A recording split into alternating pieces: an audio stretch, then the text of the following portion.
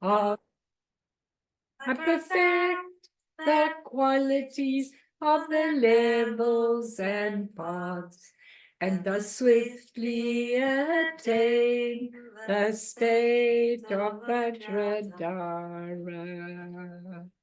Okay, let's do the 4 limitless contemplations. May all beings have happiness and create the causes of happiness. May they all be free from suffering and creating the causes of suffering. May they find that noble happiness which can never be tainted by suffering. May they attain universal impartial compassion, free of worldly bias towards friends and enemies.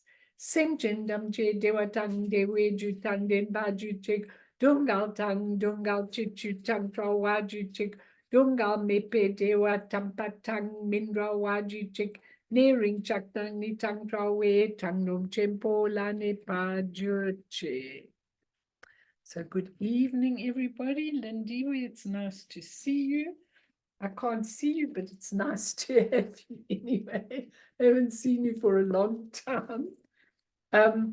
So tonight, I really want to move, and I want you to discuss with me, because what is so important tonight, I'm going to do when Buddhist practice shines a light on our psychological hang-ups. And this is part 4, and then there'll be a part 5 of this whole series, and then we'll change the subject matter. But I want to say to all of you that for me, this is such an important subject, because I ask myself all the time, I say to myself, how come if there are all these thousands of Westerners that are interested in the Buddha Dharma, how come so few are actually enlightened? That's what I keep asking myself. How come so many are enlightened? And I'm talking about a lot of people that are really, really, really dedicated. Okay, I'm not talking about people that just put their toes in the water. I'm talking about a lot of people that really are devoted to the Buddha Dharma, but they don't attain enlightenment. Well, my answer to that is that I think so many people in the West, I'm sure now it's going to start affecting a lot of people in the East as things change, and as they develop and as technology comes. But I think that so many people are caught in their wounds, their traumas, their neuroses, their hang-ups, all of that. So many people are caught in it that even with the best intention of really going along the spiritual path, they can't make it, because that psychology, those hang-ups, interfere with the development and interfere even with the discipline of their practices and things like that. And it's always interesting for me, because I seem to have themes in my life. I seem to have a lot of themes in my work that I'm doing. And lately, and it's interesting, because a lot of people that have been contacting me about their hang-ups and they're caught in their neuroses and their wounds and everything are not here tonight. I know that a lot of them will catch it on video, but the point is, it is supposed to be that we all together and that we discuss it, because what I've found in my recent work is that a lot of people are going back and back and back and back to their hang-ups, and they just can't stop. They can't stop. And then I get these frantic texts, please, and I'm having such a hard time, and I'm having a bad time tonight, and therefore I can't come. I say, that's when you should come. When you're having a bad time, that's the time to do it, not the time to put your duvet over your head. And I say to a lot of people, okay, it does take a lot of courage, hello, Kiri, a lot of courage to actually confront all of this. And when I was listening to Dzongsa Khyentse Rinpoche, it was very interesting because he was talking about Samantabhadra, and Samantabhadra's the really king of aspiration. And a lot of people were asking, what about my aspiration? What about my aspiration? And he said, don't have relative aspirations. You can have them, it's fine. Ask for a long life, ask for money, ask to do well in this, to do well in that. But have ultimate aspiration. So the next morning when I was sitting in my shrine room, I thought to myself, I'm going to have an ultimate aspiration.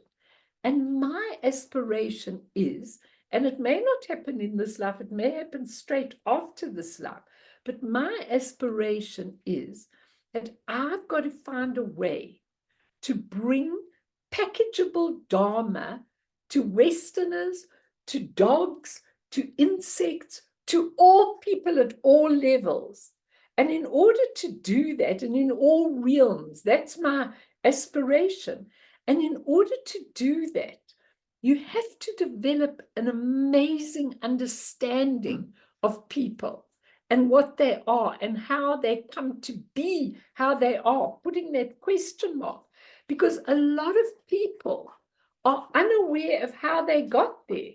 And sometimes I can see in my very own work with people that if I push people and I hammer them about getting to a particular place, they don't get there at all. They just hide. And I've known that. So the only way you can do that aspiration is to look at each person and really try and understand them for where they are coming from, not for where you think they should come from, you know.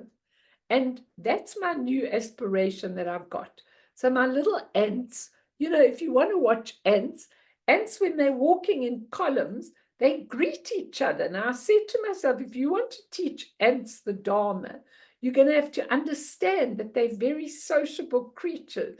You're going to have an understanding of their sociability and everything, and of everybody's everything. And that's what I'm trying to train my mind to do. So we're going to start off with a little story tonight, and you can butt in any time because I want you really to understand this. It's a lovely story of a yogi who was training in Tibet. He had got quite far with his training.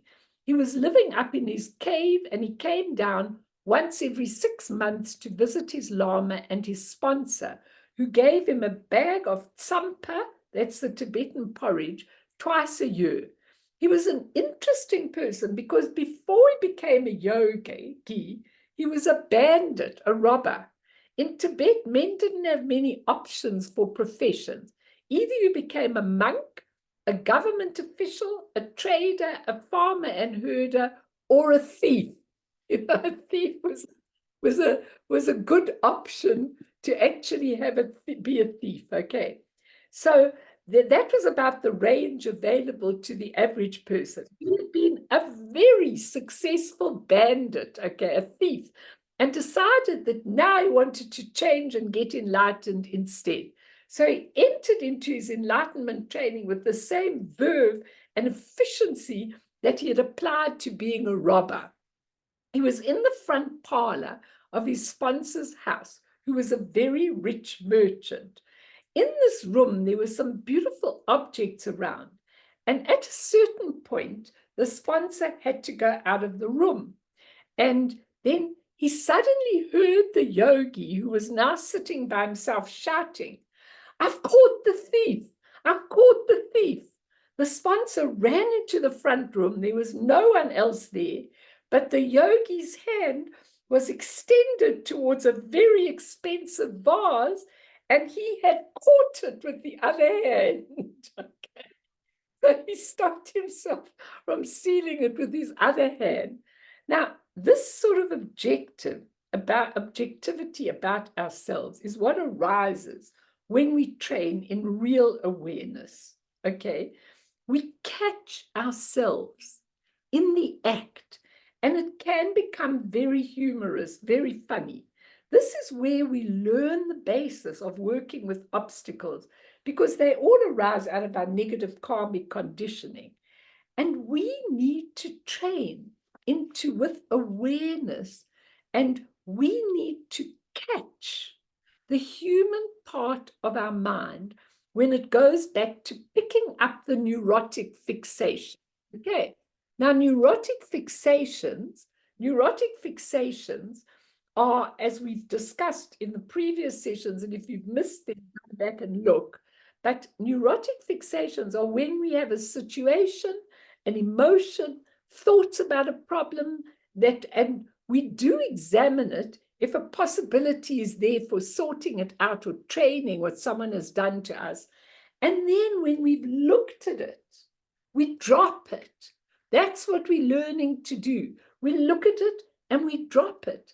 But we don't do that.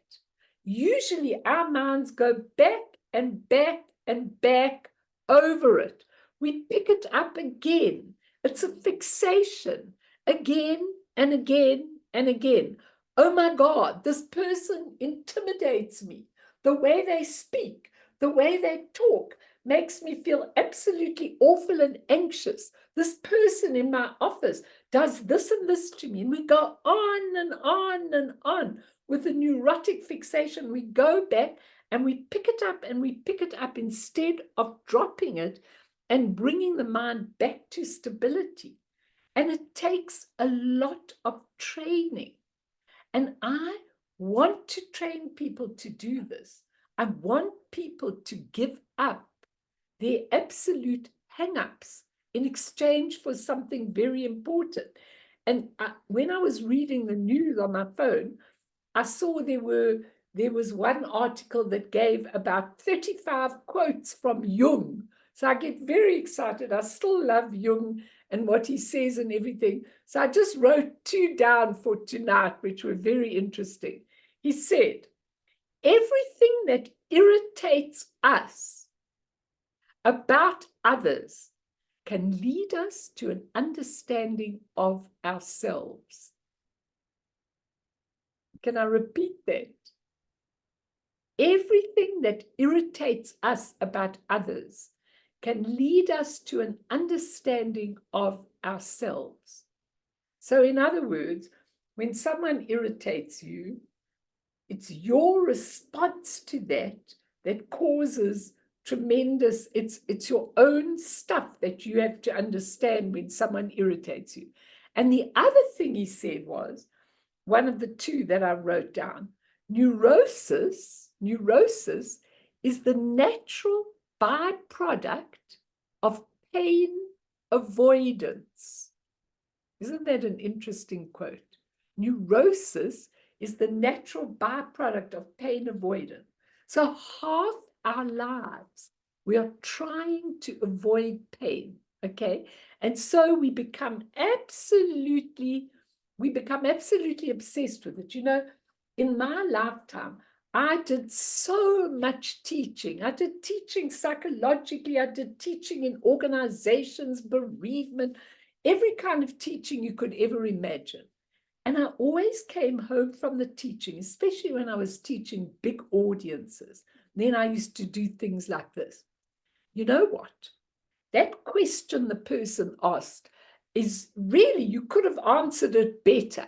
You really did a poor job, or that wasn't a very good talk you gave. You just got that feeling that it wasn't right. And what was it that you did that wasn't right? And the critic, we've all got that inner critic that goes on and on and on. Now, when I learned how to be aware and mindful, I saw it. I caught it. I caught the hand that was going to criticize. And now I won't do it in any way. So when I'm finished a talk, and if I think I didn't do a very good talk, or I did do a good talk, or I should have answered this in a different way, it's not serious. I go, okay, that's a good thing. Use it for the future. Drop, drop, drop, drop. Our problem is we can't drop. The mind goes on and on and on, going to pick it up again, especially when it's critical. Okay. And you drop it, or you bring the mind back to stability. And it's the same with all our psychological hang-ups.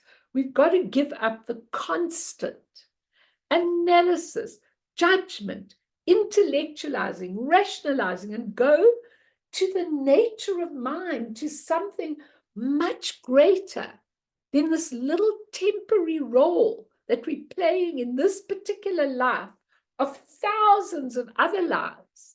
We've been spiders, we've been dogs, we've been cats, we've been different people, we've been rich, we've been poor, we've been everything. This is just one little drama, one movie that we're watching. And so we have to allow that mind to work with it. However, I do often meet and often see people with very deep trauma, okay? Not just a little neurotic fixation, but very deep trauma. Like I was thinking, people that were in the Holocaust, or these, that it went on for a long time, or a very bad rape situation, or a very bad, like these hostages. Who knows what these poor hostages have been through and what they're going to come out like? All the hostages. Russia's also taken hostages, or children in Tibet that have been shipped out to boarding schools and things like that. And they're going to have a lot of trauma, real trauma. And we're going to talk about this because it's really important.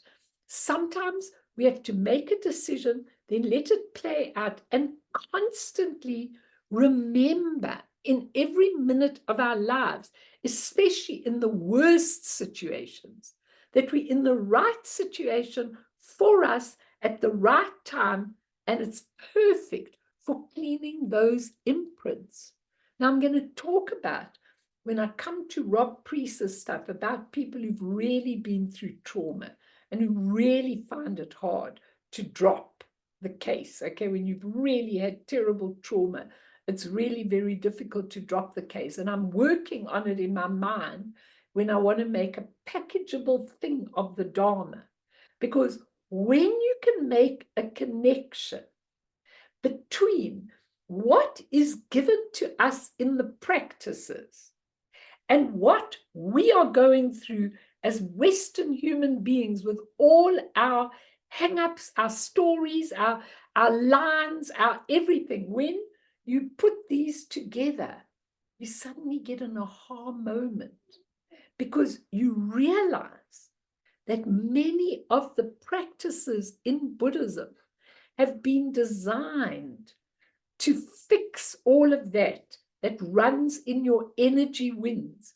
All your trauma, all your drama, all your neuroses run in your energy wind, in the columns of the negative wisdom that we have, of the negative emotional prana.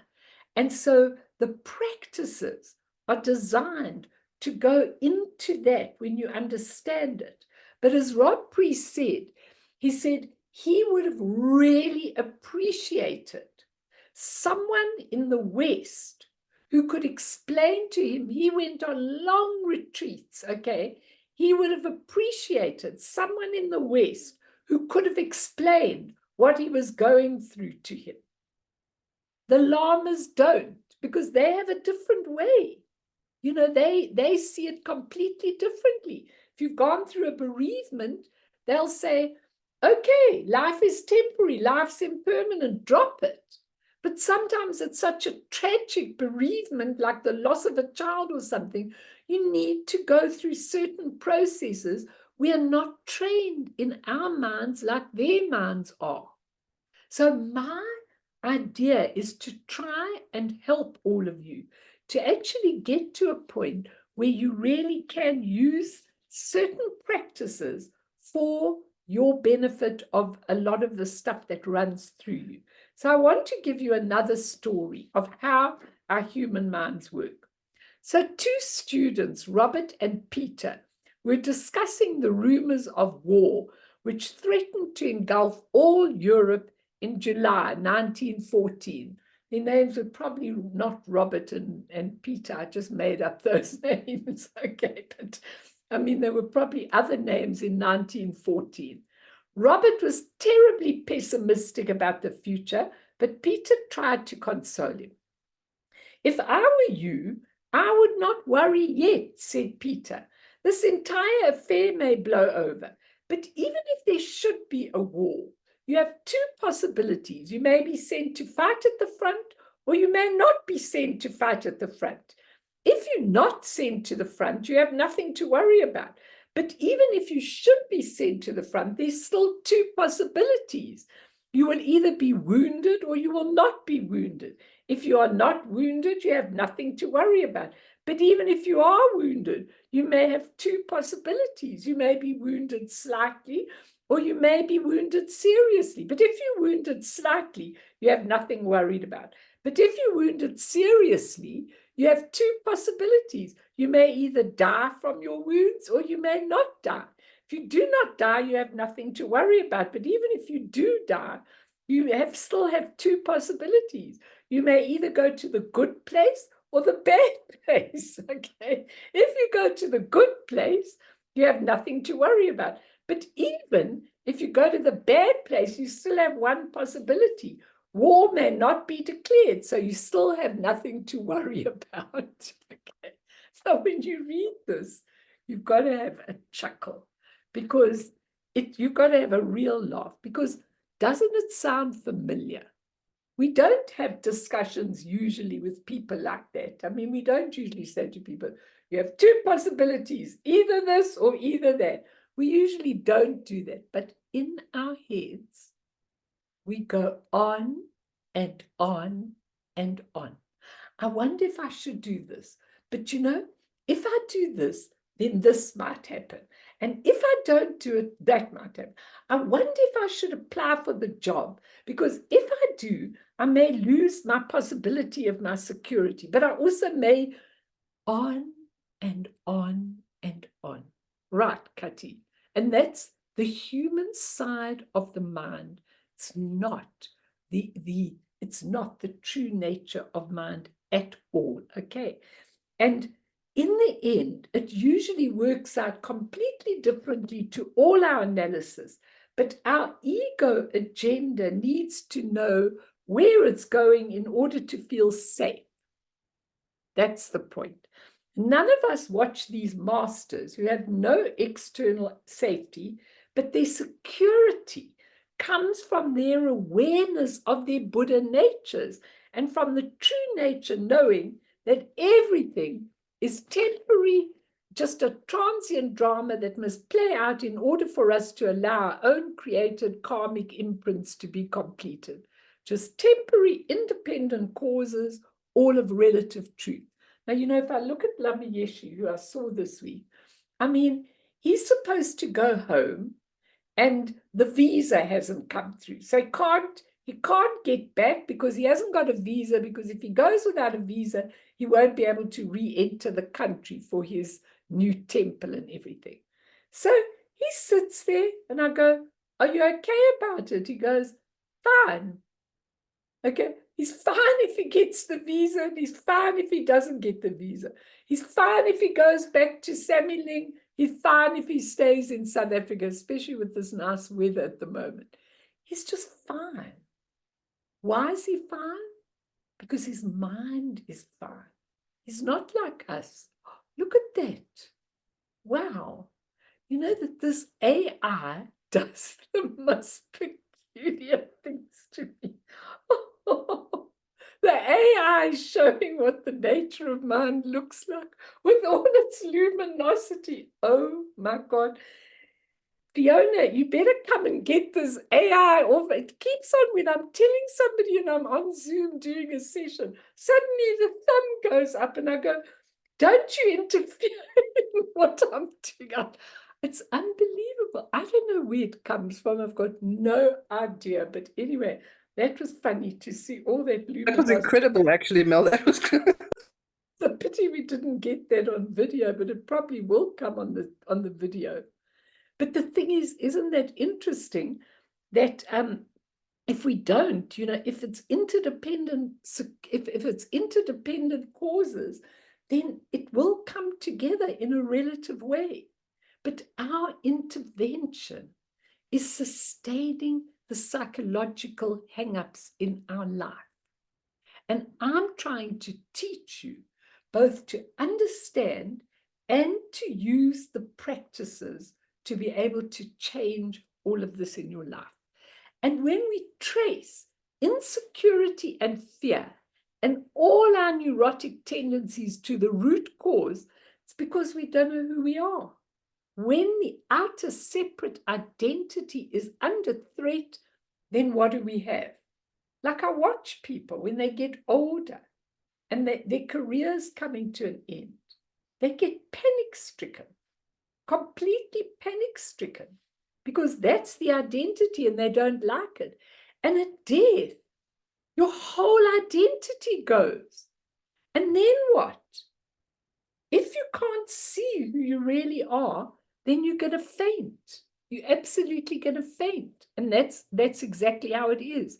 And when what we realize, if we look at the completing habit momentum, okay, of a deep karmic imprint, if we don't complete that habit momentum at the end of a life, then we've got to look up to, what happens to us if we don't? What happens if we go on and on and on with our hang-ups, with our karmic imprints, with our wounds, with our neuroses, and we come to the gate of death?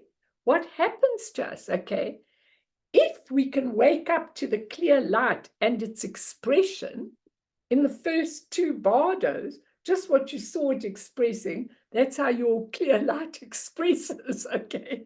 If we can wake up to either the clear light in the first bardo or the expression of it in its truth in the second bardo, then we're absolutely fine. There's no trace of those karmic imprints. But if we are fixated on it and don't clear things and don't know about our true nature, then we go straight into the bardo of becoming. You can hear the term, the bardo of becoming. It means we become what our minds tell us that we are. So if we're coming into that bardo of becoming with wounds, with neurotic tendencies, with an inability to really understand anything, if we do, then, which is shown to us by our minds, we can't hide, we can't do what we do on the earth plane and put a duvet over our heads and refuse to look at it or split off from it. It's there. It's right there in that bardo. And then if we haven't worked at it, it catapults us into another life where it hectically manifests again. And that is what most people are doing now. They're reaping what they hectically catapulted into from previous lives. That's why I'm so desperate to teach this and bring it to you and for you to ask what you need to know so you can. It seems easier to confront a small neurotic tendency than it does to confront a very deep wound that I was talking about. It really does. But in order to confront the deep wound, and to me, this is the only way that people who've gone through immense trauma can deal with it. And that is, we have to be courageous. We have to use the Buddha nature, and we have to confront those wounds with knowing that they're impermanent, non-solid, part of the whole thing. We can use prayers to get there. We can use many things to help us to get there.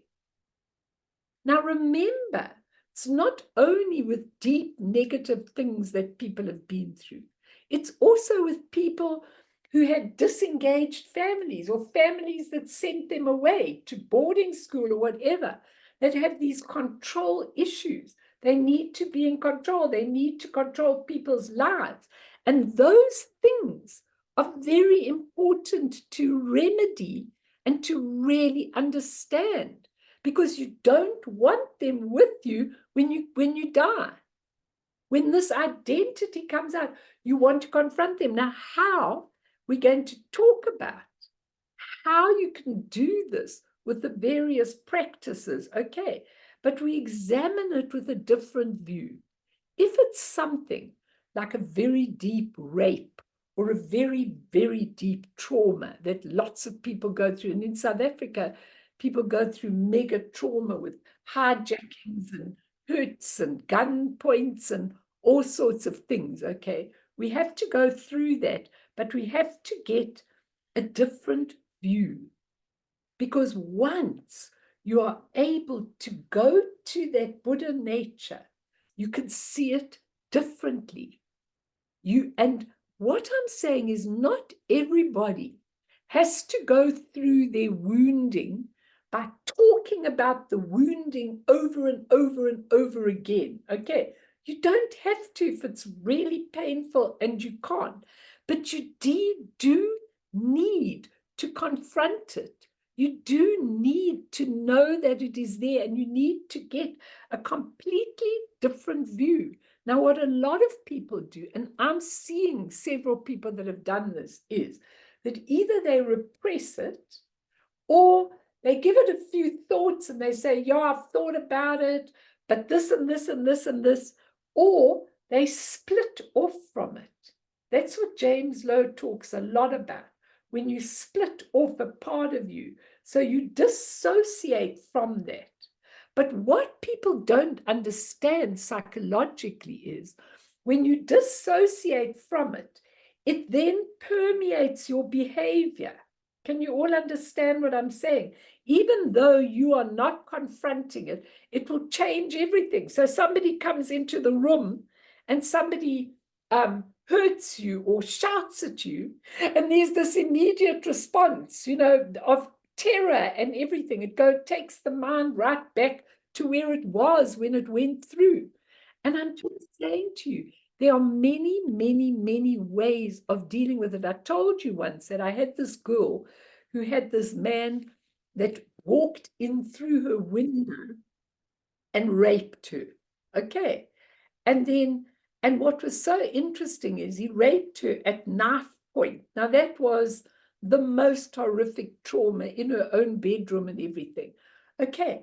But what was so interesting, this is what I picked up when she told me about it, that at the end of the rape, he went up to her, he put the blanket on her, and he said to her, close the window after I've gone out, so you're safe. Now, think about that. Now, I used that. I said to her, you know what? This is not a bad person that did this to you. This is somebody who really does have compassion, but doesn't know where to put it, and is acting out on all this unhealthy stuff, which is probably most terrorists and most people that are in that situation. But the fact that he had that compassion at the end was enough for me to help her, that he wasn't altogether bad. He actually had something that she could use to heal herself. And very, very often, from that other view, people then help other people who've been through it. And that really heals the imprint completely. Now, it's no good saying to somebody who's been through a terror, well, you created the causes and conditions. We don't do that. We don't talk about purifying it. We talk about healing it. Then it doesn't have big responsibility that they can't help themselves with, So what I'm saying is the Tibetan masters, now think about it, many of those Tibetan masters who stayed in Tibet and didn't go when the Chinese invaded, they were taken into prison, and many of them were tortured for months and months and months, maybe even years, and maybe even to death. Okay. And yet they have no scars with that. It astounds me. Why? Because they are able to go into that nature and see what's happening here, a lot of them, when you read their stories, they say, I was purifying my karma. And so I saw it as a purification, and it's done and it's over. There's nothing left of it in me. Why can't we? We're trained in another way, aren't we? We're trained in another way. Our psyche is very important, and we're trained in another way. So it's a very important thing. So before I go on, I'm coming to Rob Priest's stuff. Just tell me if there's anything you want to ask or say. Please do. And please don't be shy, because it doesn't matter what your questions are, they help somebody else. Okay? They really, really do. Esty. I would like to share something about dropping a neurotic fixation that I had.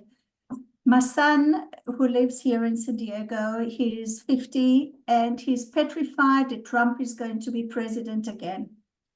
He said, I'm leaving the country.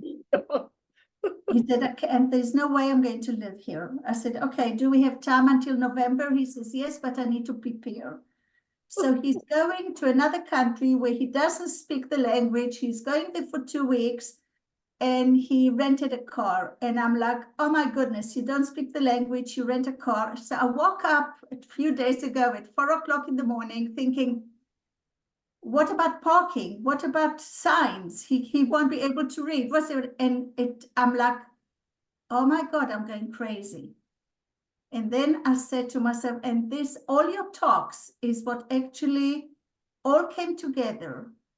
And I said to myself, it is what it's supposed to be.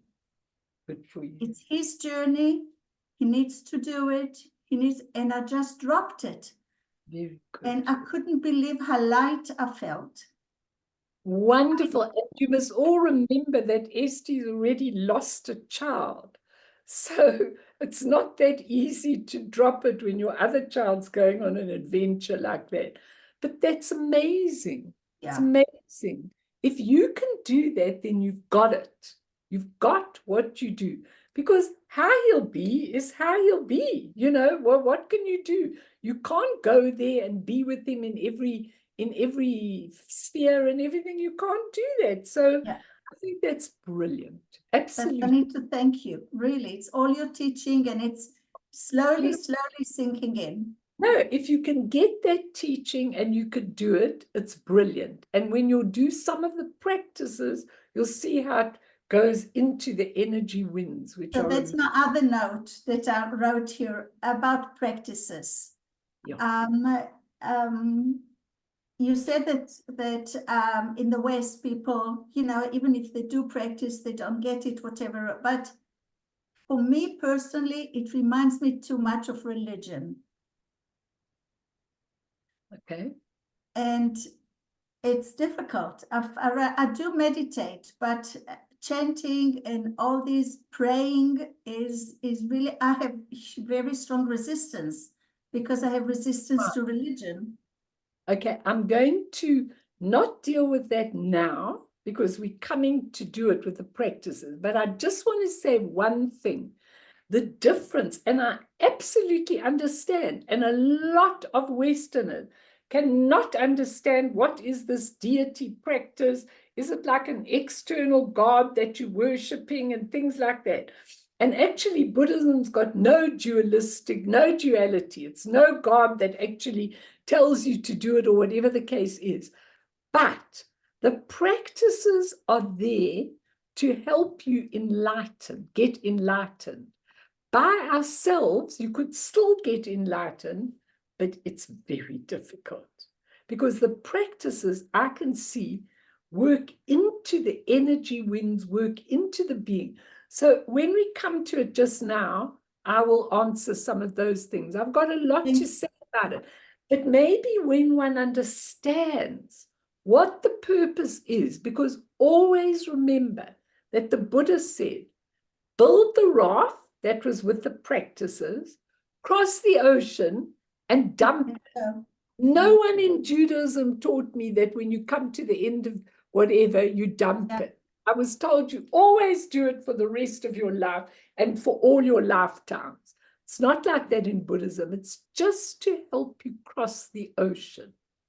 And when you will understand it, when you wake up to it, see, I must have got an understanding of this in previous lifetimes. In fact, clearly and categorically, I must have.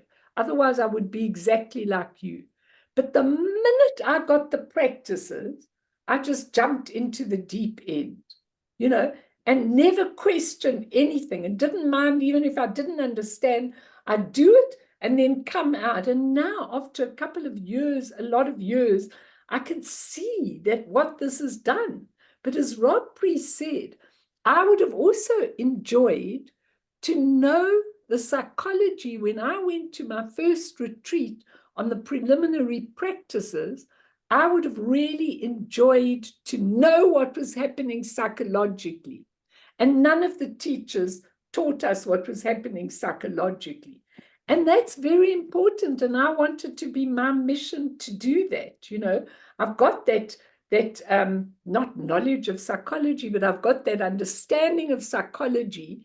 And so I want to apply it to all the things that I've been able to do and help people. We'll come to that 100%. Okay. Because when you don't do any practices, what happens is the psyche, the human psychology can't withstand what you're understanding in terms of, going to your highest nature. And that's a fact. Okay, it's a fact that I actually understand fully. So just think about that and we'll come to it. I will explain everything. Okay, but last week, I gave you the week before, I gave you those secret teachings of Padmasambhava. And for those that weren't here, just a few points, when you come to the top level of the practice, so you can go in at that level, you can go in at that level, you can go in at that level, or you can go in at that level. When you come to the top level of the way Buddhism is actually explained, you get a complete understanding that you are, as a person, not as a person, as a being, you are totally complete. Now just think of it. Think of all the people that feel incomplete, inadequate, incompetent, in this, in that, that have inadequacies. If you were in your Buddha nature, you are completely complete. And the top level starts with this complete completeness. In other words, being present and having the ability to know itself. Awareness knows itself because knowing wants to know. I gave this to you last time and you can go back. But we want to understand this world and ourselves. And when we have a direct introduction to your true nature, I've had it a few times, but lots of the times I didn't even get it. But the time I did get it, not so much at that time, but a little bit later, was when Taisitu Rinpoche, when really I had the grace of him pointing out that true nature. And I didn't get it as he was pointing it out, but I practiced and practiced and practiced. And then in retrospect, I understood what he was actually pointing out to me. So what happens is you have a master to show you a direct introduction. And it's like seeing the whole of your being in a mirror and understanding that one's own awareness is just a mirror. Your awareness is right in your heart. And it's difficult for our ego and our self-image because our ego and self-image wants to fit back into the habits. But we, unfortunately, when the mirror reveals things, we see it as solid, out there, dualistic. We don't see that awareness is just reflecting whatever happens, whatever it knows, it's just reflecting something. We don't, we judge it, we split it. What we see outside, we think is outside of ourselves, but it's just the mirror projecting out. And if we didn't identify with what we saw in the mirror, knowing we are not limited, but spacious and unconditioned, then we could just allow the obstacles in a new perspective. We could be free and not trapped by our obstacles. If we knew that this was just a mirror, we know what our obstacles and fears really are, and they're not solid. So in this beautiful teaching, I mean, Padmasambhava actually says, and I read this to you last week, which is very important just to come back to it. He gives the example of working with an emotion where the energy of anger concentrates in the heart. And like a fire, its speed spreads out of control, leading to angry concepts and angry actions. Like you've seen people, when they are angry, they'll go out and kill, they'll go out and murder, they'll go out and do anything because the anger running in the energy winds is completely out of control. So what he said was, the energy of anger is itself mirror-like pristine awareness. That is, we don't like a person or a situation because we have projected we've projected those which we have rejected into ourselves onto the object. So as soon as we see, say, we've got haughtiness, we've got pride, and someone walks in with pride, we see it and we hate them for it. We project it on them, and that's how we do not see that the awareness is just showing us a mirror. It shows us what we don't want to see ourselves. But if we directly experience this mirroring function itself, rather than just its effect as angry concepts and actions, then we may feel the energy of anger, but it's not projected outwards, it's not projected onto anyone, and it doesn't become a source of irritation. We just feel it, and then it dissolves. We feel it, and then it dissolves. I don't know if you can really understand this, and it doesn't matter, but I just want you to know that your awareness is just a reflecting agent, a mirror. And what you see outside is from your, when they do these beautiful teachings of the great Buddha teaching this entourage, and then they tell you in the text, the entourage are his own self-creations. We create whatever we see there. And instead of looking at it solid and outside of ourselves, we look inside, and then it simply dissolves. It's very difficult, but very amazing. And when you get it, it's absolutely amazing. Anyone want to ask or comment? Because it's important, this really important. And I want to go on now to Rob Priest's stuff, which you all want to know. Anyone want to say anything?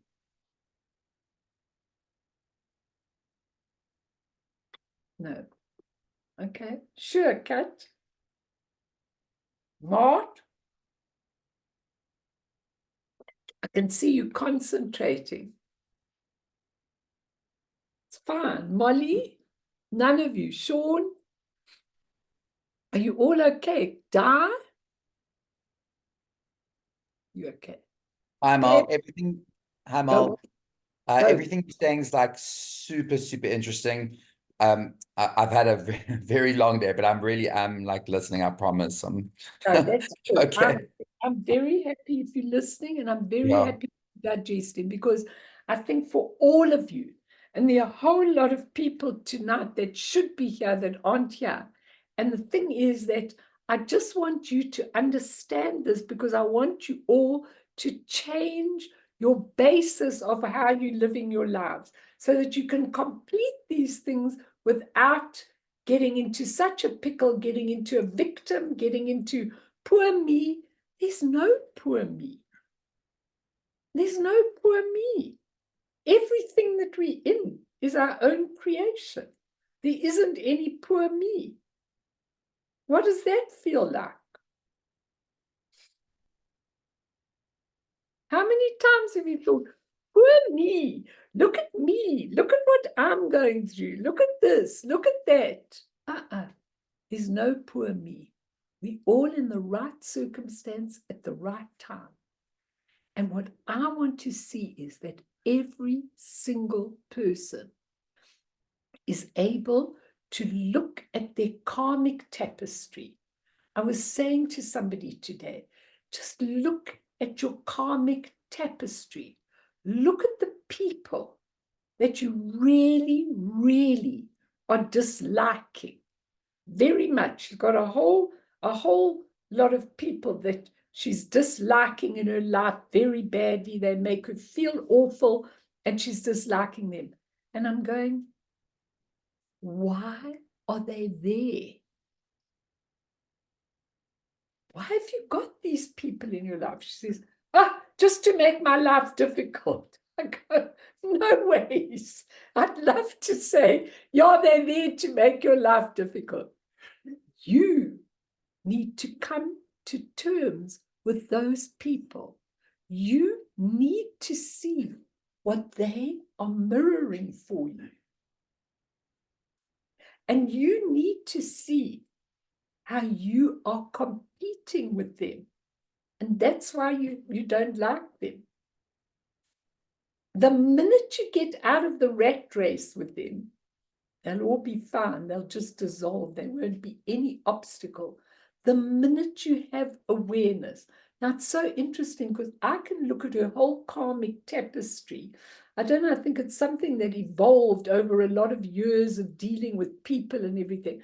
But I can look at her whole karmic tapestry and I can see exactly why this family are involved in her life and what she's got to learn out of this.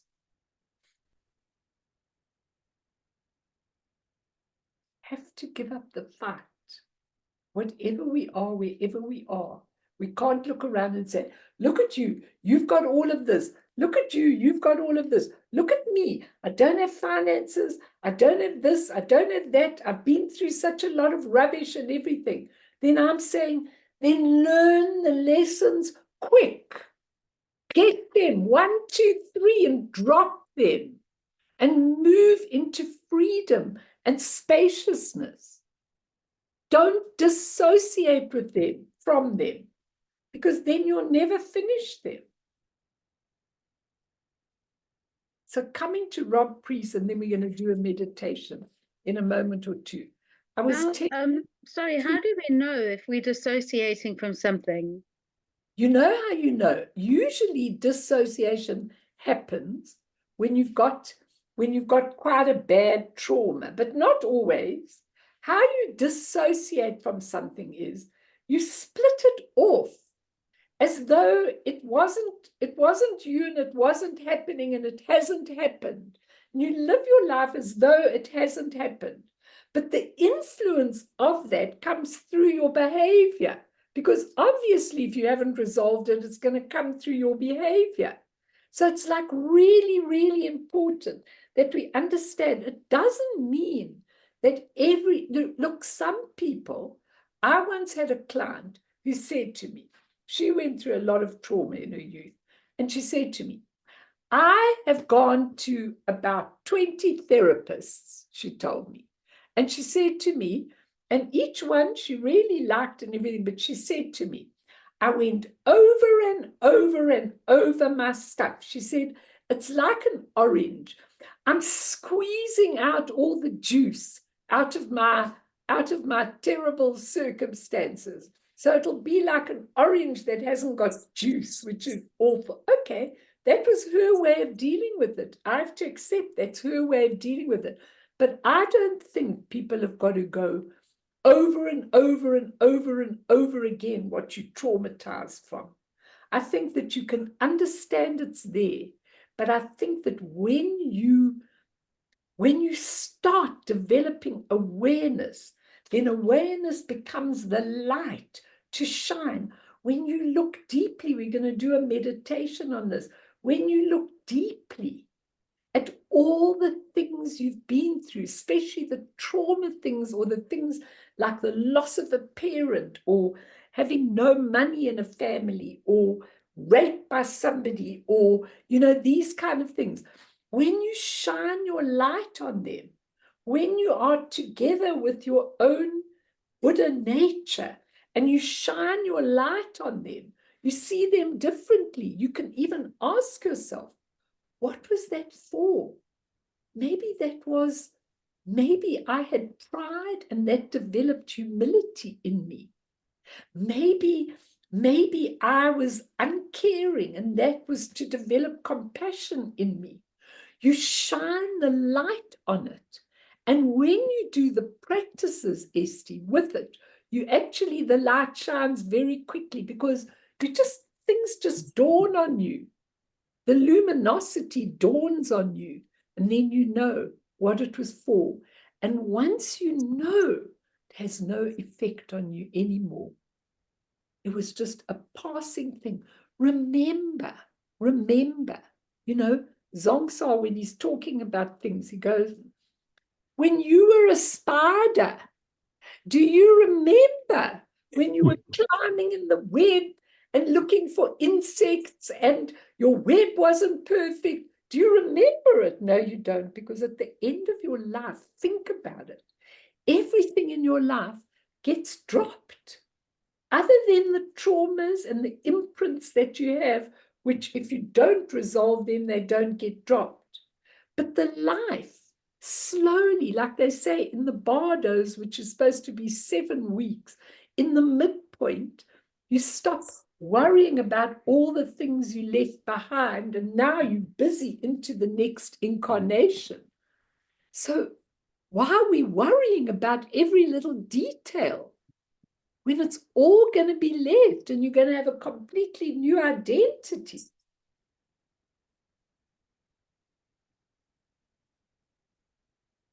So I want you to see, because Rob Priest says that when he's looking at, now he is a psychologist, plus he's a very deep Tibetan Buddhist that's been on many, many retreats. And that is so useful. And he had a lot of woundedness. So he wanted to put together the Buddhist practices with the psychology. He says he really wanted to put these together. And he says, we could say that the spiritual path is more structured and doctrine-centered, while its underlying psychological process is more organic and person-centered. He says, while these two are radically different, they are intrinsically interwoven. And he says, this has led me to wonder how we might map the underlying psychological process, or indeed the journey of someone who's practicing the Buddhist path. What problems might we encounter? And he says, part of my intention in writing this book is to bring together the two worlds. And I also want to bring together the two worlds so much because of all the people I see, and I feel so sorry that people are going through such a lot. And sometimes I can just see how people create their own crap. They create it because of their mindset. They tell me they can actually see they're creating it because of their mindset, because of wanting to be perfect, because they can't do things in a particular way. And so he says, the Western understanding of the psychological processes must be brought together with the Buddhist practice. He says one dimension of this will see how Buddhist insights and practice influence and enable our psychological journey. The other will be to explore how the process of psychological individuation, as described like by Jung, is reflected in the Buddhist path, how they both reflected. There's no conflict. You can use the one for the other or the other for that. You can use both of them. And he says individuation, which is a psychological term, he says, is to bring into being our innate nature and to manifest this in our life as an individual. He says individuation implies becoming ever more conscious of and fully open to all that we are, be it good or bad, to become increasingly whole. So our vulnerability, our pain, our suffering, what we've gone through, our woundedness, is part of it. Without it, you can't, how are you going to develop compassion if you've never been through any pain or any sorrow? How will you know? How will you be able to see other people? He says, and individuation is at the path of the Bodhisattva, because you dedicate your life to helping all other individuals. And he says, you have this gradual self-transformation and self-realization, and then it awakens your innate nature. And he says, Buddhist principles are increasingly becoming incorporated into a more contemplative style of psychotherapy. He says, but what happens with people is they distort their understanding of Buddhism. Now, this is a very important point. They distort their understanding of Buddhism to suit their personal inclinations. Okay, so this is often done to maintain and justify habits and beliefs that secure a familiar sense of identity in the world. Freud said that neurosis is a kind of personal religion. So they actually use it, they use it for their personal inclinations. They use it to justify what they're doing. And a lot of people that say to me, I'm not doing practice, I'm not doing Buddhist practice, it doesn't make any sense to me, I don't really like it and I don't really believe in it, but I like hearing the philosophy. And I go, okay. But what they're missing is to be able to understand that the practices enable you to become whole. For example, when we go through the preliminary practices, they are there so that you can clean all your obstacles. And they do clean your obstacles, which we can hardly do as a human being because there's so many, because we don't know how to do it. It's really, really important, And he says, whether we recognize it or not, in the West, we live with deeply entrenched Judeo-Christian values, and they form deep attitudes about good and evil, spirit and matter, sexuality and spirituality, and color our view.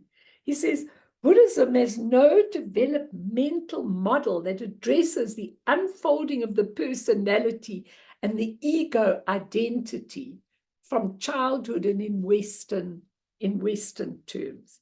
And so he says most of the Eastern teachers don't understand our lives. They don't understand the insecurities, the pressures, the stresses that affect us. I know if I tell Lama Yeshe about, oh, this happened and that happened, he'll just shrug his shoulders at me. He can't understand. How are you picking that up? Why are you picking that up? He just can't understand that, And I think that it's really important to, to when we examine our personal pathology more closely, we may discover a way to become liberated from it. If we fail to do this, then they might distort our understanding.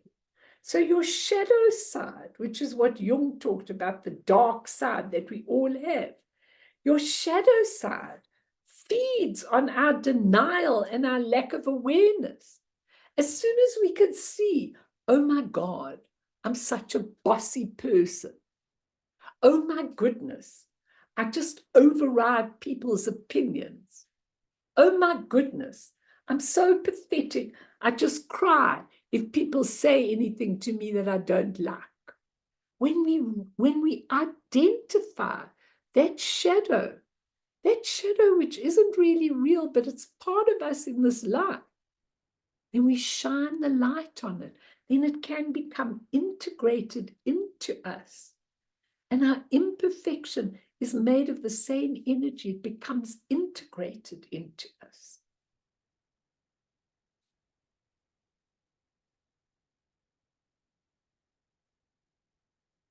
Fee, anything to say? Understand the whole idea of Buddha nature, and that is inherently what we are. But for me, in my daily life, especially, you know, going to work, you know, whatever else I'm doing in samsaric life, it's very difficult to, I don't know, to pinpoint, not pinpoint, that's the wrong word, but you know what I mean? It's very difficult to actually, yes, you can observe things and you can see how you're reacting. You can see how other people are reacting. You know, you can have that sort of awareness. But when it comes down to brass tacks, it's the pragmatic, you know, situation that you have to deal with, whether or not it's, you know, it's that's the thing where I have difficulty. Is I'm not expecting Buddha nature to wave a magic wand and make everything fantastic, but and all those things are obviously karmic and it's interdependently created, but it's in those situations where you get on with it, but you can't really bring that Buddha nature to bear in a way that I feel I find is useful. Yes, you can step back and you can use mind training and you can, you know, do different things and you can be aware of what's going on. But for me, it's very difficult in those more practical situations like work, going shopping, driving on the road, or whatever it might be. You sort of down to brass tacks, you know what I mean, in terms of samsaric reality. That's where I find the conflict is for me often. You see, I just want to say this to you. We must do a meditation, but I just want to say this to you. I get it. I'm the same. I'm not looking at myself any different to any of you. But you see, this is the habitual momentum. We can't we separate everything. So this is earthly life. This is how I am at work. This is how I am when I drive my car. This is how I am when I'm with friends. This is how I am when I'm in my shrine room, I'm a different person. I contemplate, I have awareness, but I can't take that I can take it a bit. I can look at situations deeply, but I can't integrate these two. That's what I want to see. Now, the point is, that's the whole purpose, to integrate them. So that if you're in a difficult situation at work, that immediately, same as that story where he catches the hand, you catch your freezing moment. You know, somebody said to me that there's a person at work that they freeze. The minute they see that person, they just freeze straight away. Who is that person? What is happening? That person is the same as the parent that little child never resolved, you know, a very authoritarian parent that made that child tremble and made that child not feel adequate. Now, when you look at that, it's so fascinating because here is again the parent again. And if you look deeply, you'll find that all these hang-ups are repetitive everywhere in your life. If you look at them, you can actually see a theme in them a lot of the time. And when you look at it, you now are saying to yourself, hang on, you're catching the hand. You're saying, hang on a moment. Why am I freezing in this situation? Why? I'm giving you different scenarios. Why am I needing to be in control in this situation? Why am I needing to be nasty in this situation? You catch it. You catch the human mind going out. And you bring it back. And then you start to ponder, even for 1 minute, hang on, that's a mirror image. I'm not seeing it. I'm seeing this as an ugly person out there, or a person I need to control, or something else. I'm not seeing this, that my awareness has created this situation, and that I need to learn, I need to get to learn quickly, on the moment, as I'm about to be nasty, as I'm about to tell you you're rejecting me, as I'm about to tell you, how can you control me? I catch the hand, and then I respond differently. I just sit back and I look deeply, and I suddenly see that karmic imprint on the tapestry being shown to me, and I catch it and I apply it in my life. Now, how long does it take us? How many lives? Because as you yourself said, okay, you can do it there, but you can't do it there. You can understand it there, but you can't understand it. You can't apply it. Yes, you can. Yes, you can. And if you understand the preliminary practices in Buddhism, I don't care. You're supposed to do 100,000 of all the preliminary practices. Well, I did them. I probably didn't do them very well, but I did them. But I know that the majority of people are not going to do them. But I don't care if you do 4 of them. I don't care. Because if you do 4 things with absolute awareness, you'll still get the result. For example, as Rob Priest says, and I'll come to do it next time, he says when he was on retreat, his master asked them to go and build this big center. Okay, so all of them went and they built the center under great duress. They built together, they had to work together, they had to have union, they had to get bricks, they had to move them, they had to do all these sort of things. And he said, it was a preliminary practice. He used it like that. Now think of Milarepa, who was one of the highest people in Buddhism. He attained Buddhahood, and he had killed people with black magic earlier in his life. It's a whole long story, but when he got to Marpa, this is what Marpa did to him.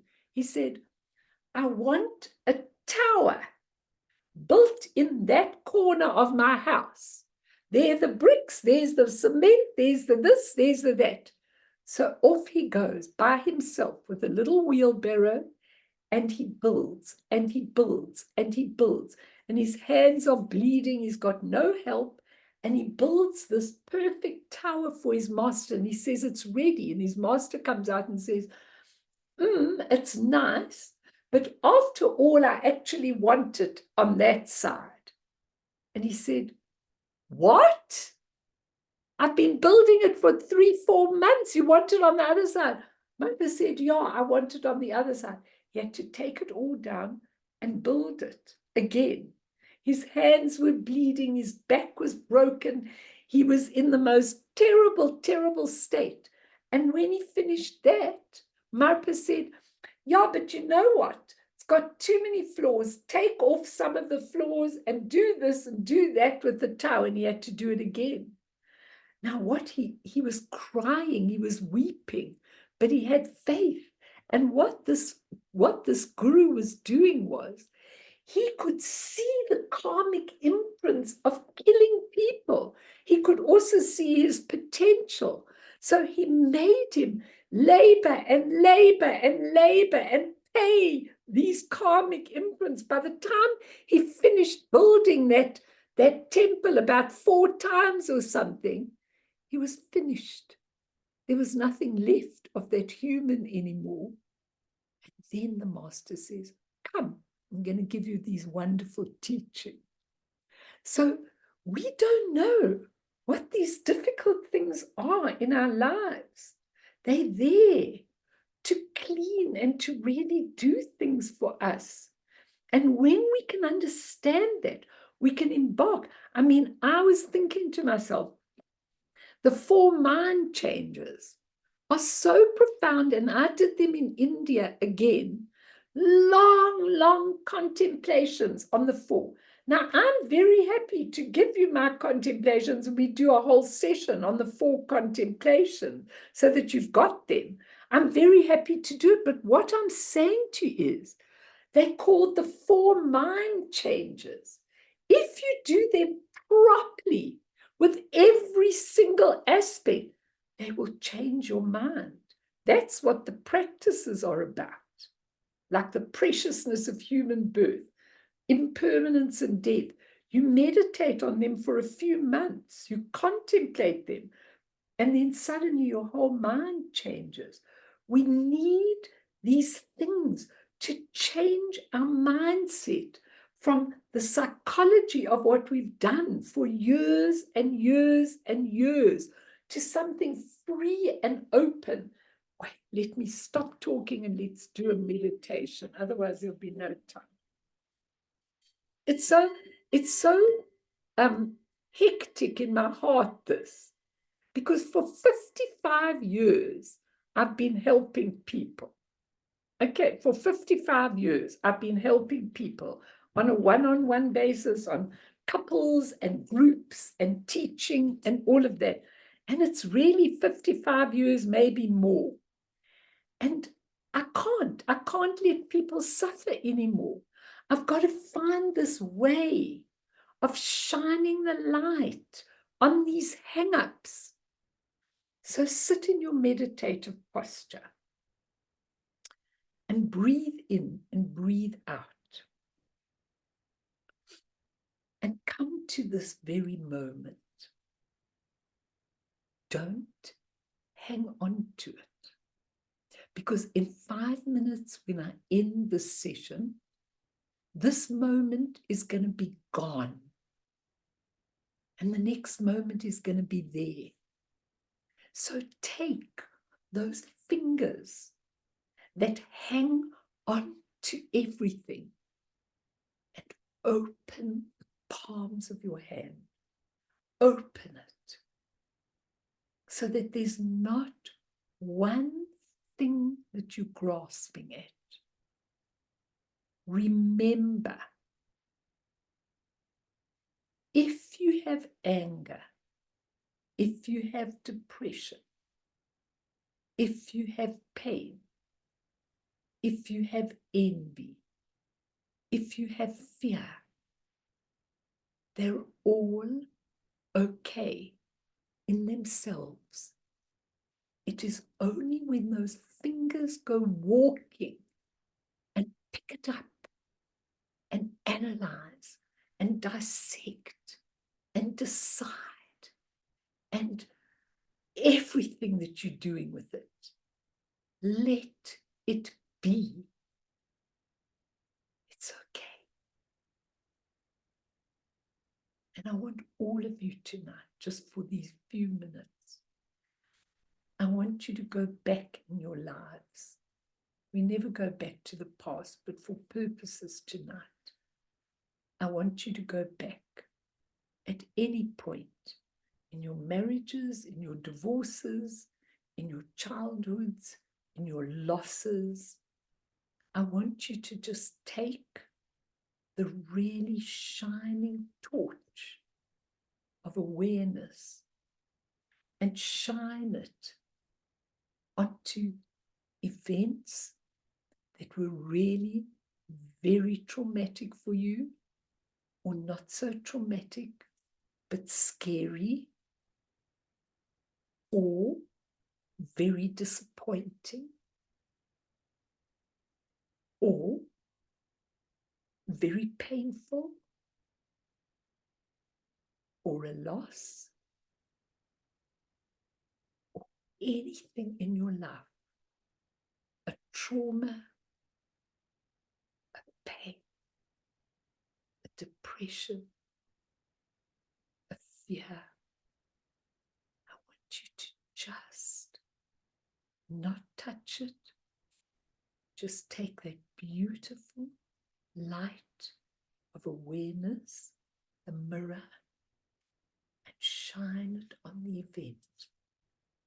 No judging, no deciding if you were good, bad, or indifferent. Just view it. Shine your light on it. See it for what it is, for what it was. See it as part of the whole karmic tapestry. See it. And I want you in your mind to bow to it when you finished and be thankful that it was there, what it taught you.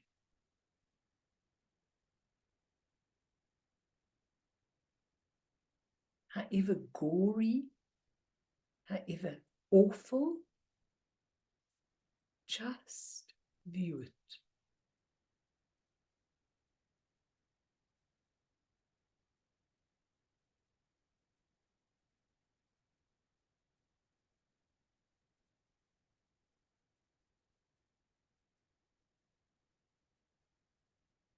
Try and say in your mind, I was in the right place at the right time, with the right parents, with the right circumstances that I needed. And now I can see it clearly with awareness. I can weep about it. It's okay. But I'm going to dry my eyes and see how grateful I am. I had all this learning in this life.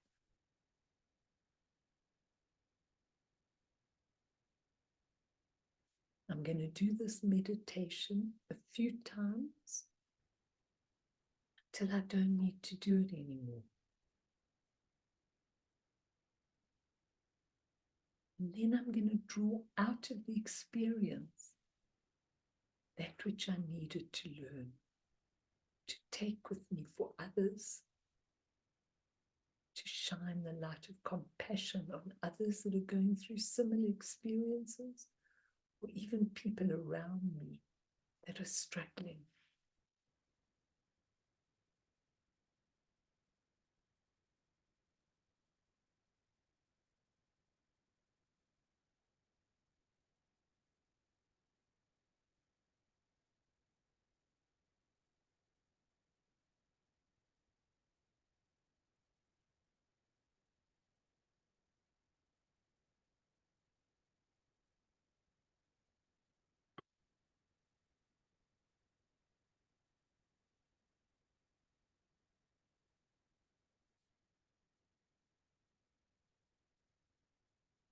So next week, everybody, we will go through how the preliminary practices can help you with the cleansing of everything. That's what you're doing. You're cleansing it all.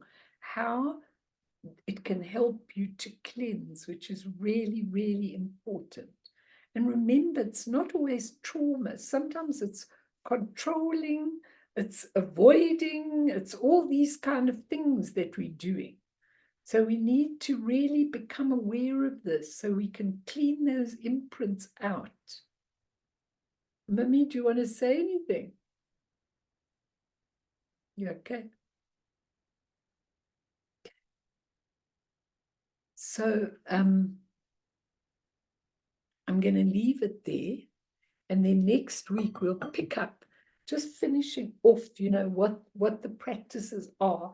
And I'd like to maybe do another one where maybe we just contemplate on the 4 mind changes, and I'll give you a lot of other information into them so you can do them on your own, because we're changing our minds. That's what we're doing here.